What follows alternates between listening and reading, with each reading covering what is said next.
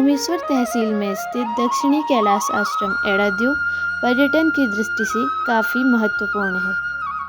ऊंची पहाड़ियों, बांज बुरांस के जंगलों के बीच में यह मंदिर बहुत ही सुंदर बना है।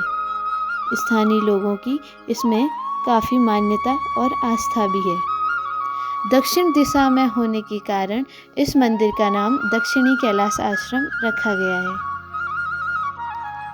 सोमेश्वर, अल्मोड़ा, बागेश्वर, मनान, बिनता, मचखाली इस क्षेत्र के लोगों की इस मंदिर पर काफ़ी गहरी आस्था है।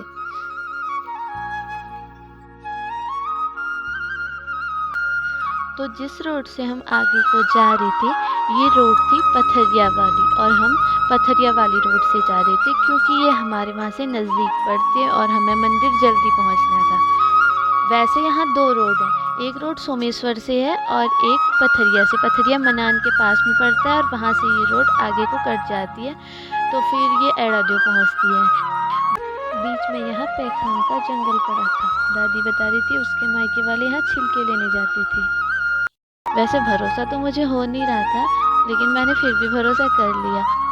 रास्ता इतना ऊबड़ खाबड़ था और रोड वन विभाग के क्षेत्र में होने के कारण यहाँ पे अभी डामरीकरण नहीं हुआ है, कच्ची रोड है। कच्ची रोड के कारण बहुत ज़्यादा प्रॉब्लम हो रही थी, लेकिन हम खुश इतने ज़्यादा थे और इतने ज़्यादा एक्साइटेड थे कि हमें प्रॉब्लम लग ही नहीं रही थी। यहाँ पे कुछ जंगल में गायें छोड़ी थी जो गाड़ी को देख के बहुत ज़्यादा डर रही थी। ये डेली की रोड नहीं है, यहाँ पे कभी कभी गाड़ियाँ आती हैं, तो शायद गायें इसलिए गाड़ी से डर रही थी। और मेरे को यहाँ पे ठीठे भी देखने को मिले। ठीठे को देखे तो बचपन याद आ गया। मम्मी जब हमें छोटे चीड़ का एक फल होता है ठीठा, मम्मी उसमें डोरी बांध के हमें बनाती थी और हम बकरी बकरी बोल के उसे पूरी आंगन में घूमते थे। इतना ज़्यादा गाड़ी में एंजॉयमेंट हो रहा था कि पता ही नहीं चला।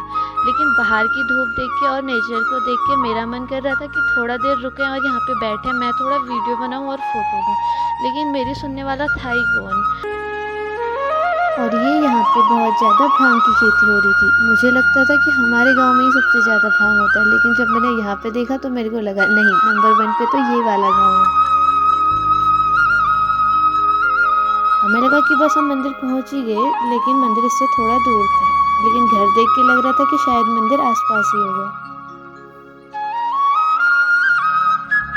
तो आखिरकार हम मंदिर पहुंच ही गए, और मंदिर पहुंच के हमने देखा कि यहाँ पे बहुत प्यारे प्यारे फूल हुए हैं और बहुत खतरनाक कांटे, जो चुभ जाए तो पता ही नहीं चलता कि कहाँ पे चुभे। ये है माँ एड़ी देवी का प्राचीन मंदिर, इसी के कारण यहाँ का नाम एड़ाद्यू पड़ा था। ये मंदिर माँ एड़ी देवी को समर्पित है। माँ एड़ी देवी जानवरों की रक्षा करती हैं। पापा को जाने की जल्दी है, वो पहले ही बैग टांग के चले गए हैं, लेकिन मम्मी लोग अभी चाय पानी पीना चाह रहे हैं। फाइनली हमने चाय वाय पी और हम फिर गए मंदिर की ओर। मंदिर यहाँ से नीचे को है और बहुत दूर है। ऐसा लग रहा था कि कुछ है ही नहीं दूर दूर तक। हमें तो लगा कि रोड पे ये मंदिर है तो यही मंदिर होगा।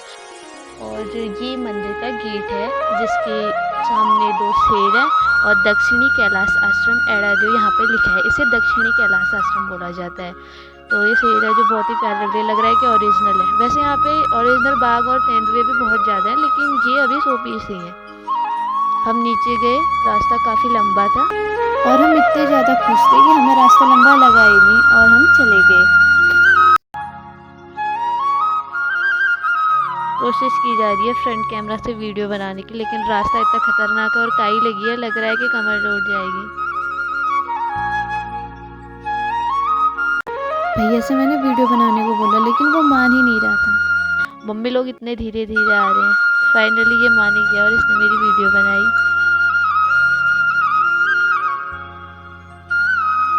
रास्ता बहुत सुंदर है और रास्ते में छाया भी है।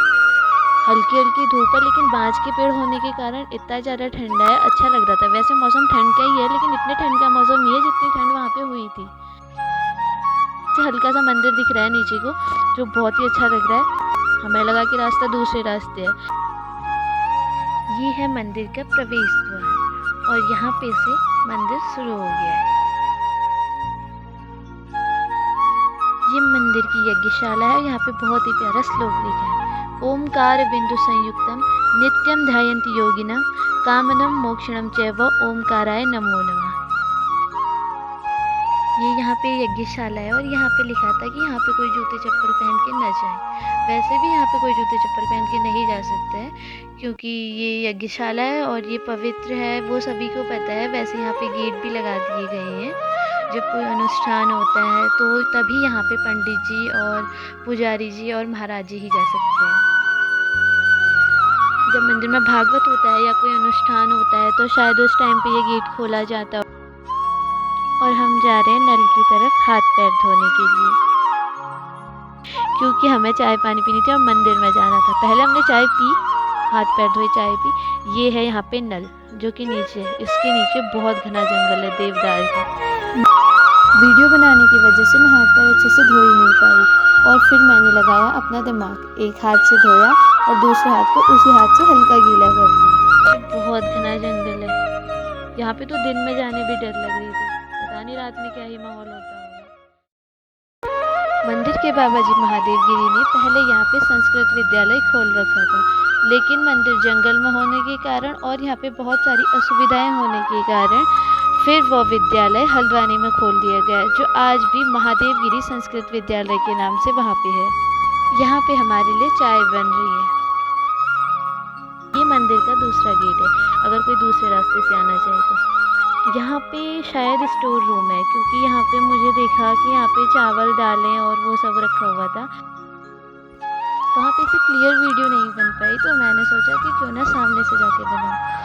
छोटी छोटी क्यारियाँ थी, उनमें फूल लगाए थे, जिसमें सूरजमुखी था, गुलाब था, गुड़हल था, डलिया थी, और यहाँ पे पूरी टाइल्स बिछी हुई थी। बहुत अच्छे रूम थे और ये शायद स्टोर रूम थे, और जब यहाँ पे कोई आता है तो उनके रहने के लिए थे। और बहुत सफाई मंदिर में बहुत ज़्यादा थी। यहाँ पे बहुत ज़्यादा लोग साफ़ सफाई का बहुत ध्यान दे रहे थे। और यहाँ पे सबके अलग अलग रूम हैं, जैसे कि ये किसी जो खाना बनाते हैं उनका है, ये बर्तन रखने के लिए अलग से रूम है, बाकी जो संगीत वाले हैं उनका अलग से रूम है, और जब कोई बाहर से आता है वो अलग से। इधर बाबा जी का अखाड़ा है, ये यहाँ पे बस खुला ही छोड़ा है, बस ये ऊपर को जाने की सीढ़ियाँ हैं। यहाँ पे बहुत बड़ी घंटी है, तो ऊपर जब हम गए हमने देखा कि यहाँ पे भी ये धूनी है या यज्ञशाला है, जो भी है, यहाँ पे बहुत ही अच्छी पेंटिंग की गई है जिसमें ओम नमः शिवाय लिखा, और ये पेंटिंग अलग अलग कलर से की है जो बहुत ही सुंदर लग रही थी। यहाँ पे ये बाबा जी की यहाँ पे मूर्ति बनाई गई है, जो पहले वाले यहाँ पे महाराज जी थे उनकी है, और दरवाजों में बहुत ही प्यारी सुंदर यहाँ पे डिज़ाइन है। वहाँ पे मम्मी लोग पूजा की तैयारी कर रहे हैं। बाकी यहाँ पे फूल इतने ज़्यादा लगाए गए थे कि ये मंदिर भी लग रहा था और ऐसा लग रहा था कि जैसे फूलों का बाग हो। ये भी कोई बाबा जी का मंदिर है। यहाँ पे बहुत सारे मंदिर हैं जो बाबा जी के हैं। ये शायद व्यासपीठ है। जब यहाँ पे भागवत पुराण होता होगा या कथा होती होगी तो ये व्यासपीठ होगी। और नीचे मंदिर में पूजा करने के बाद अब हम ऊपर माता रानी के मंदिर में पहुँचे, जो बहुत ही ऊंचाई पे है। यहाँ माँ विंदेश्वरी विराज। यहाँ पे पता नहीं क्या है, लेकिन यहाँ पे धूप वूप दिया विया जलाया था, तो शायद ही कुछ होगा। ये हनुमान जी की मूर्ति है जिन पे सिंदूर लगाया है। इससे हम आगे गए। माता रानी का मंदिर नीचे से दिखने में तो बहुत ही सुंदर लग रहा था, लेकिन ऊपर भी उतना ही सुंदर था। अभी हमें शाम के 3 बज गए हैं, हमें जाने की भी जल्दी है और मंदिर में रुकना भी चाह रहे हैं। यहाँ पे से व्यू बहुत सुंदर दिख रहा था, और यहाँ पे भी वही वाले फूल हैं जो हमने नीचे देखे थे। यहाँ पे जंगल में फूल बहुत प्यारे प्यारे हैं, क्योंकि ये बगीचा ज़्यादा लग रहा था, एक जंगल से ज़्यादा लग रहा था कि बगीचा है। और बुरांस और काफल होने के कारण ऐसा भी है कि फल का भी बगीचा है और फूल का भी बगीचा है। व्यू काफ़ी अच्छा था। और हम गए माता रानी के मंदिर। माता रानी के मंदिर की ये यहाँ पे धूनी है, जो एक अलग ही त्रिभुज वाले डिज़ाइन में बनाई है, जो बहुत ही ज़्यादा अट्रैक्टिव लग रही थी।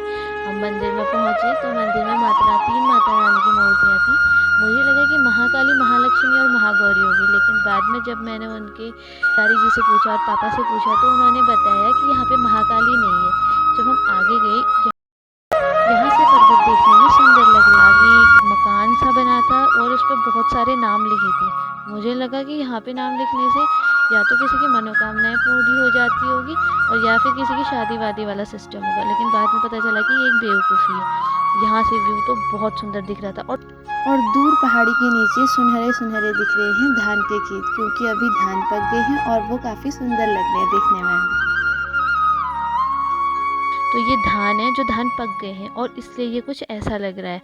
देखने में बहुत ही सुंदर लग रहा था और ऊंचाई इसकी बहुत ज़्यादा थी। मैंने जूम करके वीडियो ली तो कुछ ठीक लग रहा था, वैसे ऐसा लग रहा था कि बहुत ज़्यादा दूर है और हमें जाना वापस इधर ही था। जंगल बहुत ही सुंदर लग रहे थे और मौसम इतना अच्छा था, हल्की हल्की धूप आई थी और शाम का टाइम था 2-3 बजे का, तो बहुत अच्छा लग रहा था। ठंडी ठंडी हवा भी चल रही थी और ऊंचाई में होने की वजह से ये कुछ ज़्यादा ही खूबसूरत लग रहा था।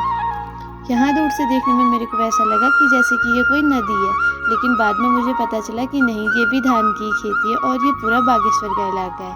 ऊपर बादल दिख रहे हैं, अगर यहाँ पे बादल नहीं होते तो यहाँ से हिमालय का व्यू भी बहुत प्यारा दिखता है। मैं यहाँ पे वीडियो बना रही थी, बाकी मम्मी पापा सब लोग पूजा कर रहे थे और यहाँ से मैंने वीडियो बनानी बंद कर दी क्योंकि मेरी फ़ोन की बैटरी लो हो गई थी। तो मैं अब आपसे मिलती हूँ इसके नेक्स्ट पार्ट में, तब तक के लिए टेक केयर, बाय बाय।